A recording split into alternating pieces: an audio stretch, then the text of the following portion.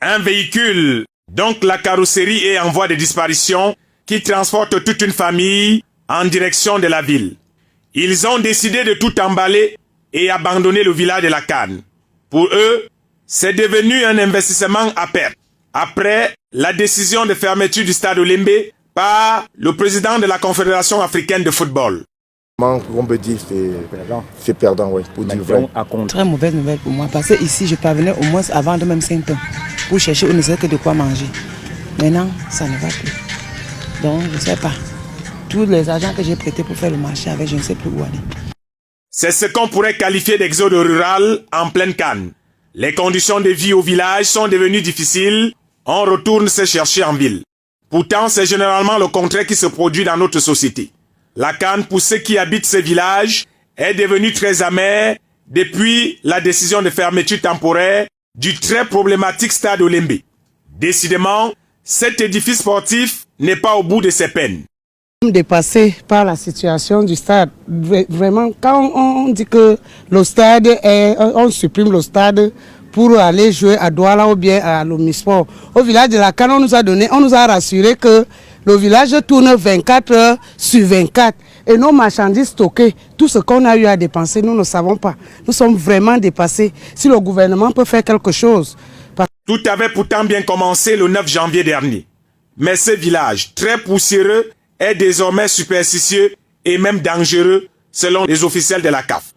Au début de l'aventure, il a réussi à satisfaire ses occupants, mais l'esbrouf a fini par se dévoiler. Beaucoup ont même déjà emballé, surtout les vendeurs de crème, beaucoup, voilà tout le monde qui emballe. Ouais. Nous on est là, on rôde, parce qu'on est à côté, on rôde, on ne fait qu'attendre. On supplie vraiment le gouvernement de voir le problème du stade Olembe. Aujourd'hui, tout le monde emballe ses bières, ses œufs, ses poulets et poissons congelés. La fête est finie avant la fin. Le stade Olembe trône désormais seul comme une grand-mère au village dont les petits-enfants accusent régulièrement de sorcellerie. Les commerçants viennent tour à tour récupérer leurs affaires et préfèrent partir. D'autres, par contre, ont décidé de résister, consommer leur argent du loyer jusqu'au bout. Si mon argent ici là, je reste ici pour le 1 mois qu'on a payé ici là. On invite nos soeurs, nos frères au quartier qui viennent aussi nous trouver ici là, même si c'est une personne, 2 personnes. Oui, seulement pour tourner jusqu'à notre argent aussi fini. Même on paie, mais c'est pour seulement rester là. Olembe est en train de souffrir le martyre de sa propre Canne. Personne ne veut plus s'en approcher. Un endroit censé être un site touristique en pleine fête du football africain est devenu un site désertique, plus proche du chaotique que du festif.